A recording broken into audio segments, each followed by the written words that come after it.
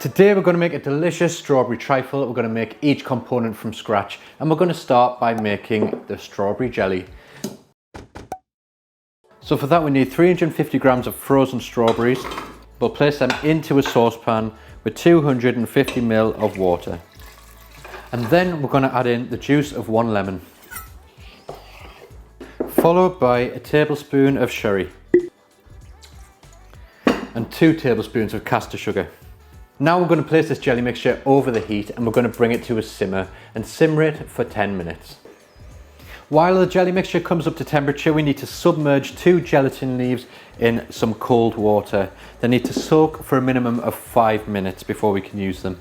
So the jelly mixture has been simmering for around 10 minutes now. We're going to turn that off and take it off the heat, and we'll pass the mixture through a sieve lined with muslin cloth.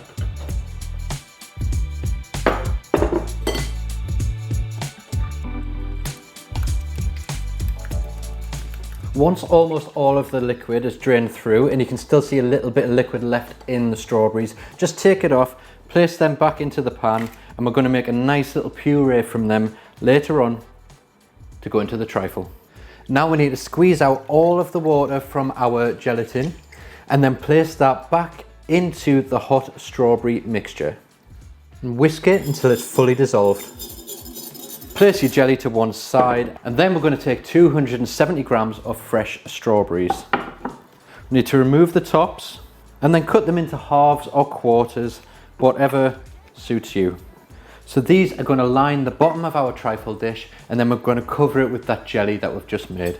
Now we're going to place the jelly in the fridge for 2 to 3 hours to set.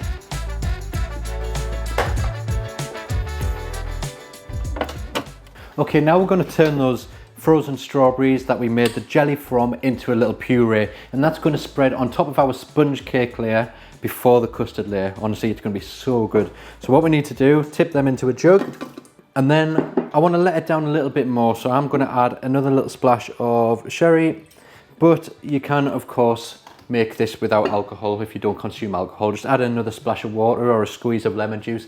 Any of them will work really well. And then we're just going to blend that with a stick blender. It's going to be so good. Place that in the fridge for later.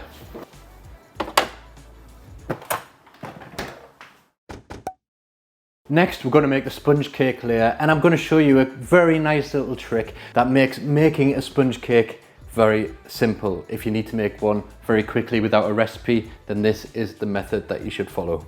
So begin by weighing out 2 eggs in the shells. So these weigh 138 grams in the shells. So that means I'm going to weigh out 138 grams of self-raising flour, 138 grams of butter, and 138 grams of caster sugar. We're going to place them all into the mixer with the beater attachment and then mix it until it is smooth. You can also add in a little bit of vanilla here if you want to, or some lemon zest or something just to flavour the sponge a little bit. But we're going to flavour it with that strawberry sherry mixture later anyway. But I'm just going to add in about half a teaspoon of vanilla bean paste.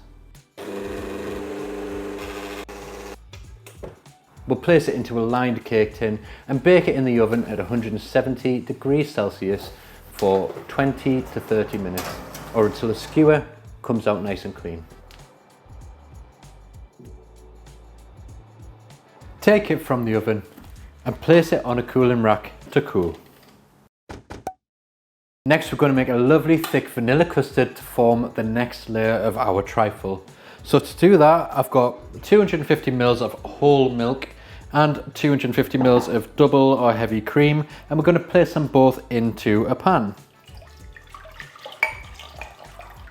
We'll place the pan over a low heat until it just starts to steam. So it's nice and hot, it's not quite boiling, and it's just steaming. And then we need to separate 6 egg yolks from the whites. I've got these lovely double yolker eggs here, so I'm going to do 3 eggs and see what size the yolks are, but just do 6 regular sized egg yolks.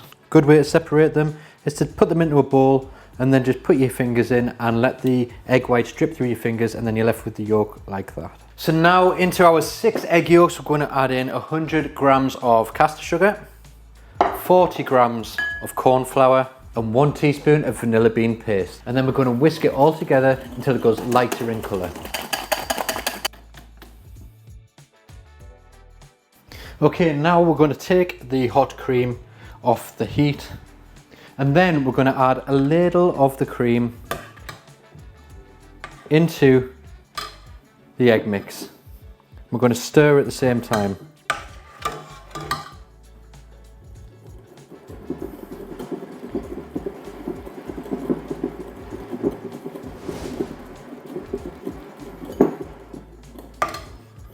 A little tip, just take a tea towel, make a little ring and place the bowl on there, and that should stop it from moving around when we whisk.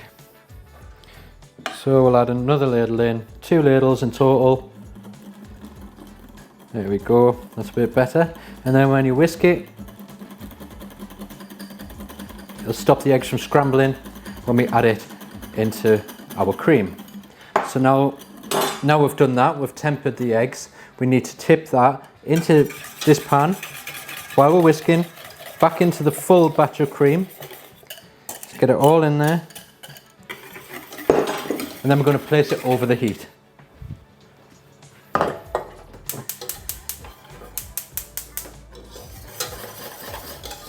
Over a nice low heat again, we continue whisking, we never stop until it thickens up to a really nice thick custard. We feel it starting to really thicken up now. Oh, you can see it as well. There we go. At this point I want to take it off the heat. Okay, now we're going to transfer the custard into a bowl and cover it with a nice piece of parchment paper or cling film pressed right to the top of the custard. This helps to stop it forming a skin when we put it in the fridge to cool.